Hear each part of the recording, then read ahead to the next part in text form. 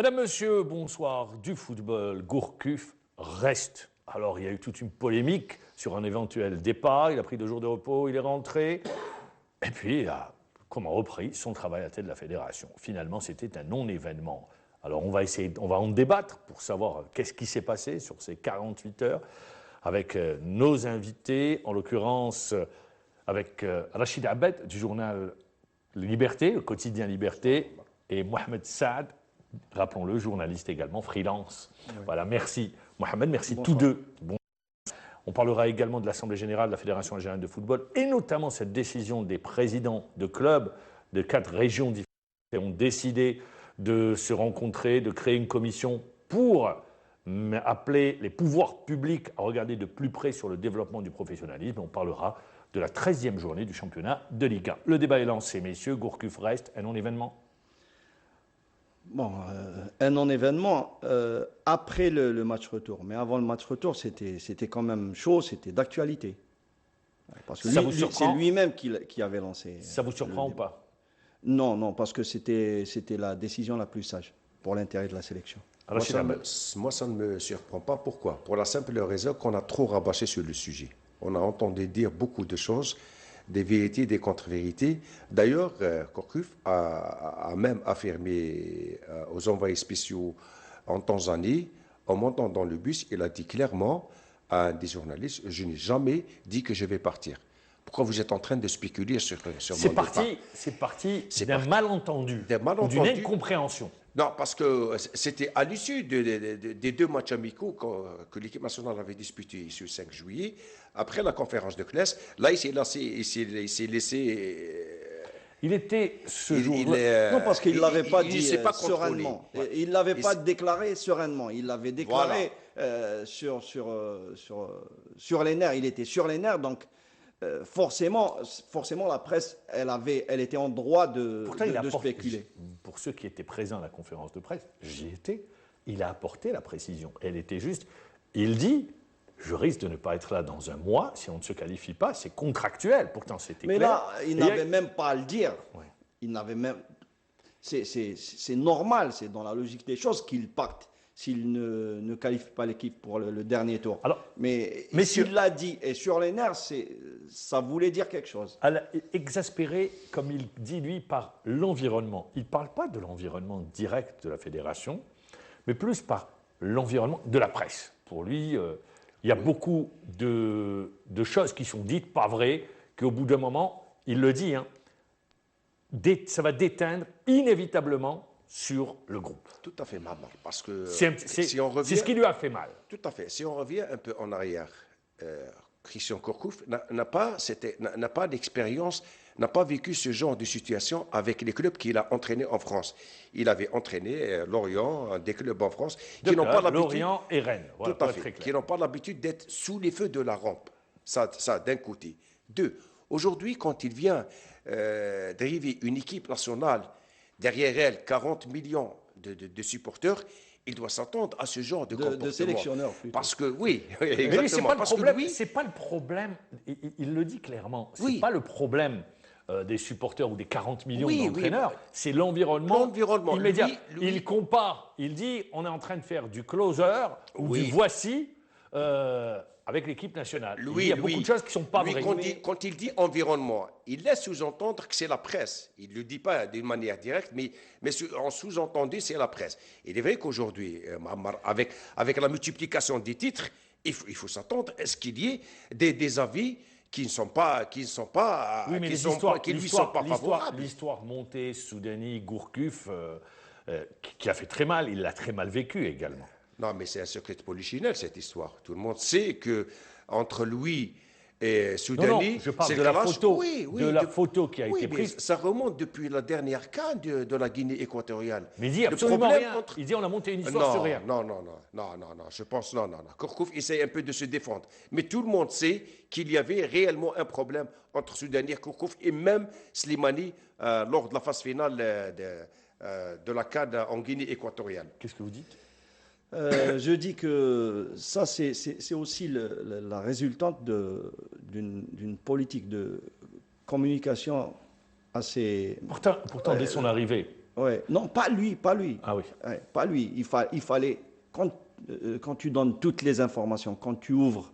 Mais il a ouvert à la presse. Oui, je ne parle pas des entraînements. D'accord. De toute la politique générale de la communication, elle est un petit peu défaillante.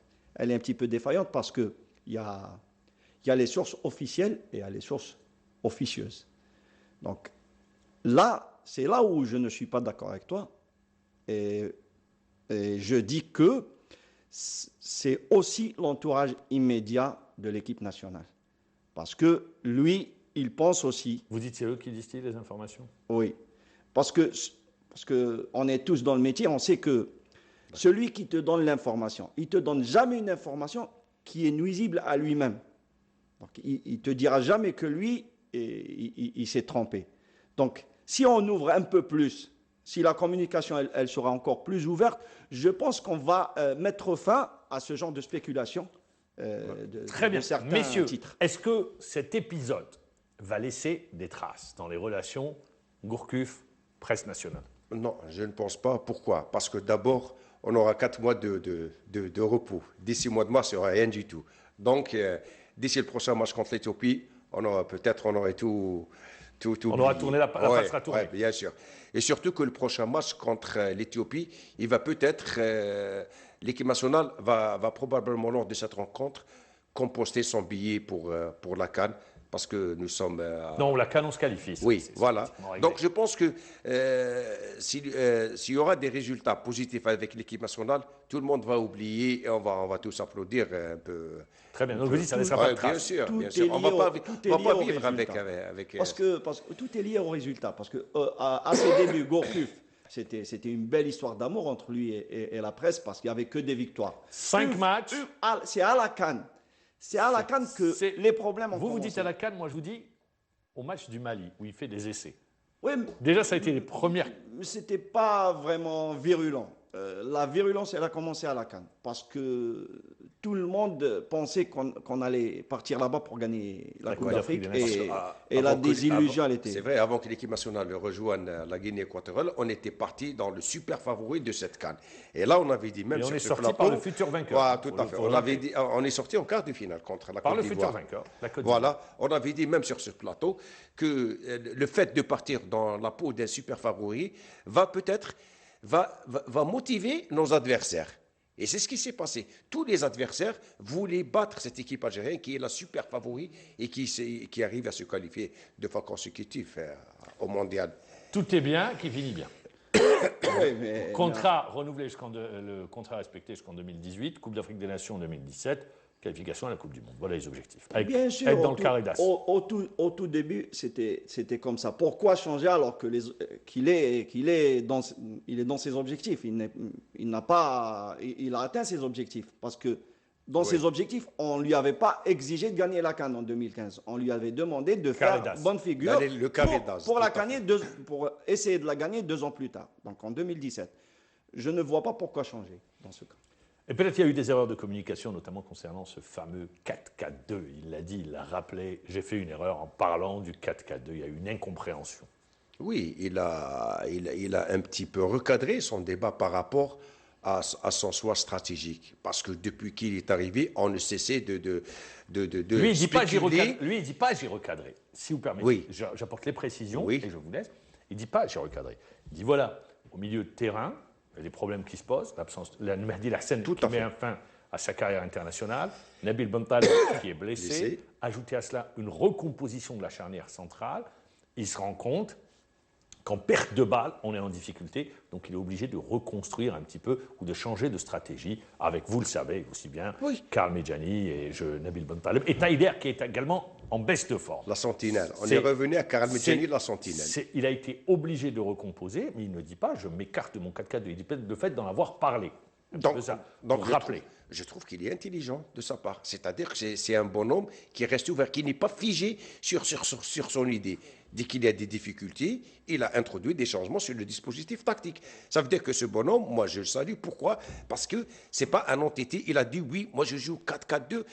qu'advienne le pourra. Même si je prends 4 déjà. Mais il a vu, comme vous l'avez si bien expliqué, par rapport à la disponibilité des joueurs, il a revu son dispositif. Il a recadré un petit peu son la question, c'était, est-ce que ça n'a pas été une erreur d'en parler? Ça n'a pas été une erreur dans la mesure où, lorsqu'il avait parlé du 4-4-2, il avait toute une armada de joueurs à sa disposition. Très bien. Et à sa décharge, absolument. Aucun sélectionneur ces 20 dernières années n'a eu autant de blessés. Donc il s'est retrouvé presque contraint de revoir sa stratégie. Et ce n'est pas un aveu d'échec. Parce qu'un sélectionneur, il compose son équipe, il met en place sa tactique selon ce qu'il a sous la main. Moi, je voudrais rebondir sur ce que vous avez dit tout à l'heure sur Mehdi Hassen. Est-ce que vous ne vous êtes pas posé une question? Mehdi Hassen qui raccroche comme ça, dans le silence total, sans qu'il y ait la moindre... Il devait être honoré lors d'un match de l'équipe nationale, il n'a pas pu effectuer c'est un bonhomme qui a fait 2 Coupes du Monde, qui a fait 2 Cannes, qu'on le fasse sortir peut-être, je ne dis pas... Alors c'est lui qui a mis fin, c'est lui qui a décidé, personne ne l'a fait sortir, pour que ces choses soient claires. Il n'est pas venu en Algérie faire une conférence de presse. Il devait venir. Non, il faut le connaître parce que c'est un gars très discret. Comme il est venu sur la pointe des pieds, il veut partir. C'est pas le gars c'est un caractère, son tempérament. Il n'a jamais été sur un plateau télé, ni en Espagne, ni même sur les zones mixtes. Même sur les zones mixtes, il vient difficilement aux zones mixtes. Et quand il parle, quand il est obligé de parler.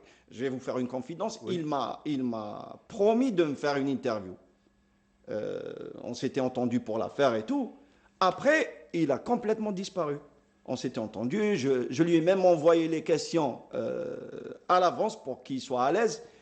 Et là il disparaît. Je sais qu'il va réapparaître, mais je sais que c'est un gars très discret et il n'aime pas les feux de la rampe.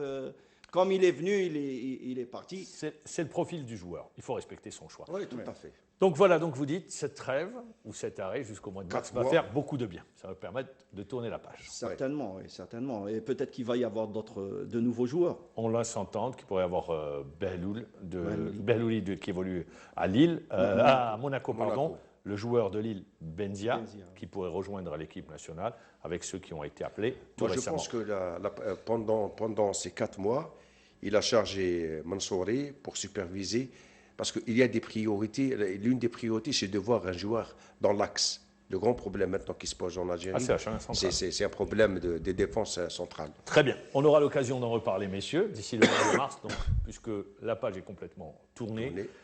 Christian Gourcuff, qui a quitté Alger, aujourd'hui, il est retourné chez lui pour revenir très bientôt. On va enchaîner sur l'Assemblée générale de la Fédération algérienne de football, avec pour la mise en adéquation des textes avec les textes qui gèrent les fédérations.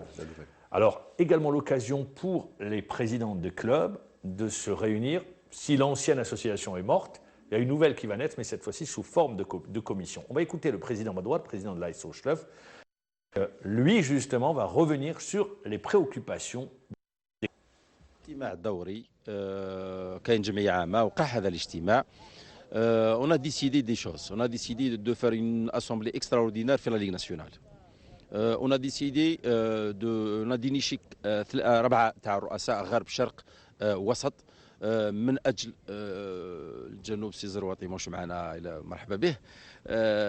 بالنسبه باش يكونوا مع رئيس الفيدراليه ورئيس الرابطه نشوفوا عده وزراء الرياضه، العامل، الماليه، الوزير الاول، من اجل وضع النقاط على الحروف، الحلول الانسب من اجل يعني نزيدوا للامام، لان حتى 5 سنين من الاحتراف مازلنا قاعدين ندوروا في بلايصنا. مازال يعني لو كان لي زامبو يتحركوا غدوه كاع يبلعونا لي كونت، الكناس كاع يبلعونا لي كونت.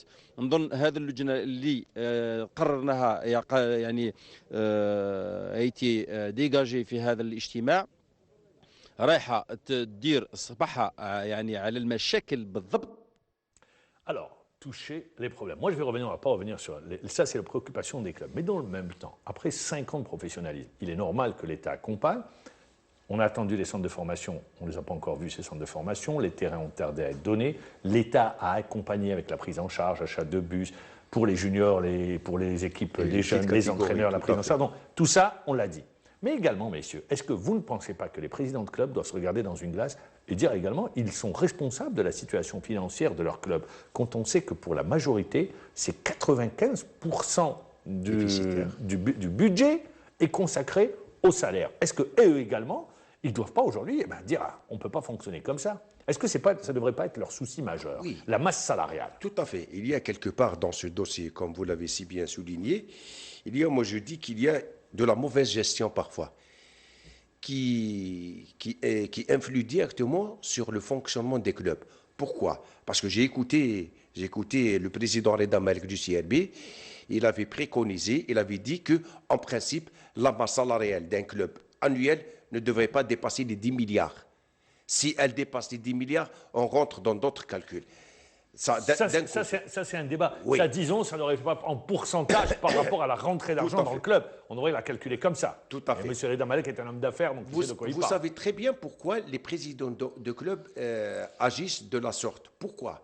Parce qu'il y a cette épée Damoclès suspendue sur leur tête, à savoir les résultats immédiats. Pourquoi ils font ça? Pourquoi ils donnent beaucoup d'argent aux joueurs? C'est pour avoir enregistré de bons résultats. Ce qui conduit inéluctablement vers cette situation dont vous venez de citer. C'est-à-dire qu'on dépense beaucoup d'argent sur les salaires des joueurs pour avoir en parallèle des résultats positifs et avoir la paix au niveau de son club et avec ses supporters. Ce n'est pas un fonctionnement de président de club. La mentalité algérienne, ça fonctionne comme ça, Mohamed. C'est ça. On n'est pas sur la Nous ne sommes pas dans les standards internationaux comme cela se fait ailleurs. On n'est pas sur la mentalité algérienne. Moi, je ne suis pas d'accord quand on dit la mentalité algérienne. On est président de club. Aujourd'hui, on est chef d'entreprise. Est-ce que vous ne pensez pas, je vous pose la question, Mohamed Saad, qu'aujourd'hui, les présidents de club ne se comportent pas en chef d'entreprise? Déjà, ce qui n'est pas normal, c'est que pas tous, certains, même présidents, ils étaient là avant le professionnalisme, en tant que bénévoles, et là, ils sont toujours là en tant que chef d'entreprise. Ce n'est pas du tout cohérent. Après, ce qu'a dit, je rejoins ce qu'a dit Rachid Abed. Pourquoi ils ont cette épée de Damoclès sur leur tête chaque week-end? Parce que derrière, il y a une opposition qui dit que si c'est comme ça, être président de club, être assis sur une chaise et attendre les subventions de l'État, moi aussi je veux prendre l'équipe. Très simple. À l'USMA, je ne pense pas qu'à l'USMA, il y a une opposition qui veut que Haddad, parce que personne ne peut ramener l'argent que Haddad ramène. Pour aller dans le même sens de ce que vous dites, il y a eu la démission du président de Relizane, qui a annoncé sa démission. Maintenant, on ne sait pas s'il va partir ou pas. Il y a eu 4 ou 5 qui ont annoncé leur démission cette saison. Il n'a pas annoncé sa démission pour sa suspension. Il a annoncé sa démission du fait qu'il attendait l'argent des subventions ou l'aide de la wilaya qui n'est pas arrivé et qui ne peut plus faire face aux dépenses. Oui. Il dit qu'il y a quelqu'un d'autre qui peut venir, qu'il vienne. Mais aujourd'hui, justement, c'est toujours... C'est une pression j'affine ma question. Sur les pouvoirs publics. J'affine ma question. Est-ce qu'également les pouvoirs publics aujourd'hui ne doivent pas dire il y a le fonds de wilaya, voilà ce qu'il donne, et on arrête les frais, et on a marre de cette pression des clubs qui font jouer le public, qui font jouer la tranquillité sur le plan social. Ça peut mettre. Ça peut même alors, justement, être pour dire stop, est-ce qu'également les pouvoirs publics ne doivent pas réagir en disant stop, on ne peut pas continuer comme ça? Bien sûr qu'ils doivent réagir. Mais les pouvoirs publics, c'est les élus locaux. Les élus locaux, ils ont peur. Le Wali n'est pas un élu local. Voilà. Le Wali, il a peur. C'est un commis de l'État. Il a peur quand on lui dit moi, je démissionne, je laisse tomber l'équipe et je ne peux pas te dire ce qui. C'est à toi d'assumer les conséquences. Vous dites en notre c'est normal qu'il ait peur. Il achète une tranquillité. La paix sociale. Une paix sportive, disons-le. La paix sociale. Mais tout à fait, moi. Parce que maintenant, on lit tous les jours sur les journaux que des walis débloquent de l'argent pour le club. Des walis interviennent directement dans la gestion des conflits des clubs, comme c'est le cas maintenant à Oran. Par exemple. Entre Baba et Cavalli, il a fallu que le wali se mette en traité pour les réconcilier. Aujourd'hui, un constat s'impose, parce qu'on fait le constat, vous ne dites pas qu'il est temps d'avoir des présidents de clubs porteurs de projets en tant que chef d'entreprise, parce que cette situation ne peut plus durer. Porteurs de projets et qui viennent avec beaucoup d'argent aussi. Oui. De l'argent, pourquoi beaucoup? Faire avec ses moyens. Voilà, pour moi, toujours, le bel exemple, c'est celui, même s'ils n'arrivent pas à payer leurs joueurs, mais ils vivent selon leurs moyens. Et ils vivent bien. Ils ont une politique qui a donné des résultats.